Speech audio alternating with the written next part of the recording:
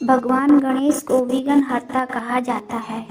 वे समस्त देवताओं में प्रथम पूज्य हैं और उनकी पूजा के बिना कोई भी शुभ कार्य पूर्ण नहीं माना जाता। लेकिन एक रोचक तथ्य यह है कि गणेश जी के स्वयं के कोई संतान नहीं है, जबकि उनके पिता भगवान शिव और माता पार्वती की संतान के रूप में उनके भाई कार्तिकेय हैं। लेकिन गणेश जी को कभी कोई पुत्र होने का वरदान नहीं मिला।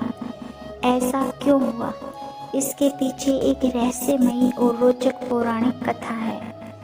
एक समय की बात है जब भगवान शिव और माता पार्वती ने विचार किया कि उनके पुत्रों का विवाह हो जाना चाहिए।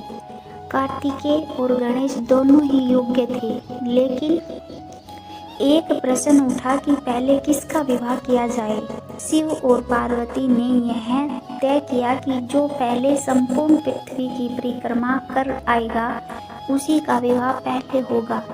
कार्तिकेय अपने तेज गति वाले वाहन मोर पर सवार होकर पूरी पृथ्वी की परिक्रमा करने के लिए निकल गए। गणेश जी के वाहन मूषक की गति धीमी थी, इसलिए उन्होंने एक बुद्धिमानी भरा उपाय अपनाया। उन्होंने माता पार्वती और भगवान शिव की 7 बार परिक्रमा की और कहा कि मेरे माता पिता ही मेरी संपूर्ण सृष्टि है। उनकी परिक्रमा करने से पूरी पृथ्वी की परिक्रमा करने के समान फल मिलता है।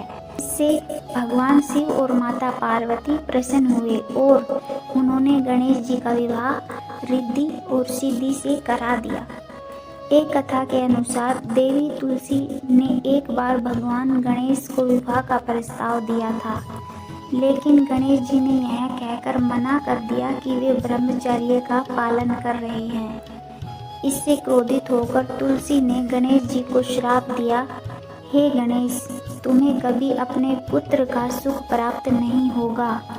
गणेश जी ने भी तुलसी को श्राप दे दिया कि वे कभी भगवान विष्णु को छोड़कर किसी अन्य देवता की पूजा में शामिल नहीं होंगी। एक अन्य कथा के अनुसार जब गणेश जी ने युद्ध में कई असुरों का संहार किया, तब कुछ असुरों ने भगवान शिव की शरण में जाकर उनसे प्रार्थना की कि भगवान गणेश के वंश को आगे न बढ़ने दें, जिससे उनका संहार करने वाली शक्ति सीमित हो जाए।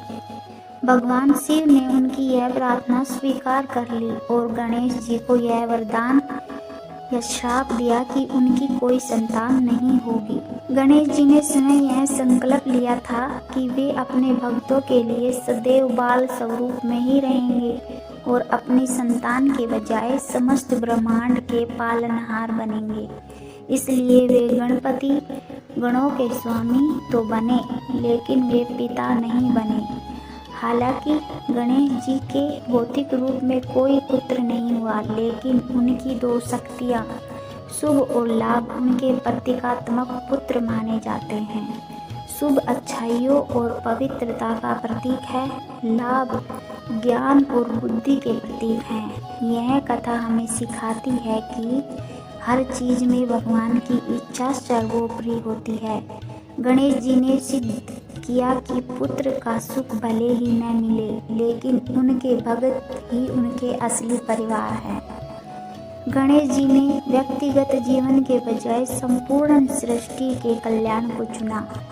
भगवान गणेश को पुत्र का सुख इसलिए नहीं मिला क्योंकि उन्होंने स्वयं ब्रह्मांड के पिता बनने का संकल्प लिया था। वे केवल एक परिवार तक सीमित नहीं रहना चाहते थे, बल्कि संपूर्ण संसार के कल्याण के लिए स्वयं को समर्पित करना चाहते थे। इसलिए आज भी गणेश जी को सर्वप्रथम पूजनीय माना जाता है। अगर आपको यह कहानी पसंद आई तो इसे शेयर करें और हमारे चैनल बोलती कहानियों को सब्सक्राइब करें।